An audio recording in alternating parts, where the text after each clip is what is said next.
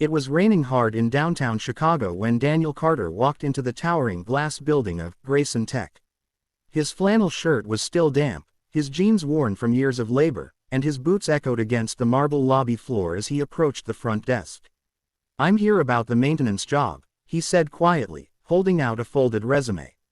The receptionist barely looked up. "Upstairs. HR on the 12th.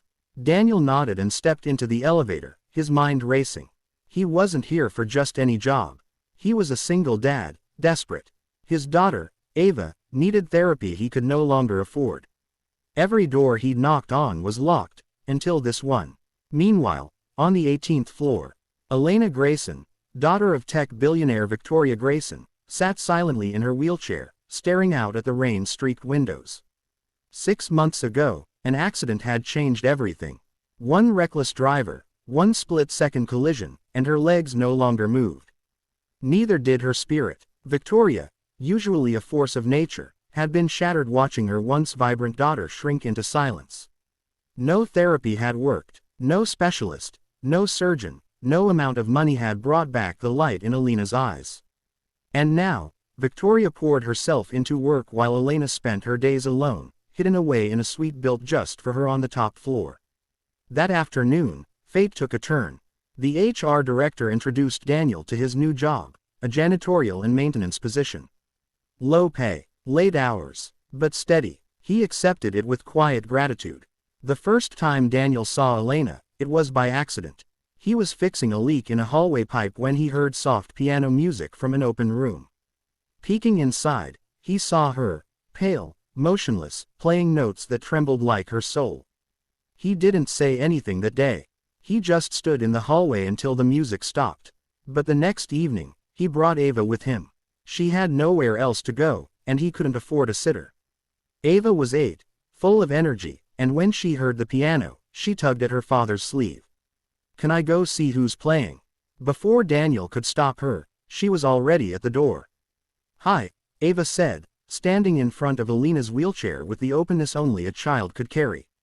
"You play really pretty." Elena blinked in surprise. "Thanks," she said softly. "I can play too." "Well, kind of. Daddy taught me," Ava grinned. "He used to play in church." Daniel rushed to apologize, but Elena surprised him with a tiny smile. "She can stay, if she wants." It became a ritual. Every evening, Daniel cleaned.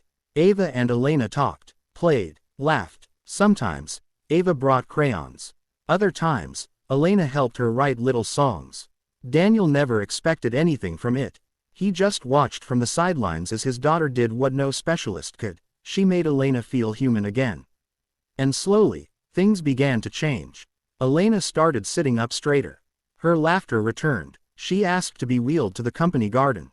She even convinced her mother to let Ava and Daniel visit during the day. Victoria was skeptical at first. A billionaire CEO, guarded and sharp. But when she saw her daughter genuinely smile for the first time in months, something inside her cracked open. "Who are you?" she asked Daniel one day in the garden.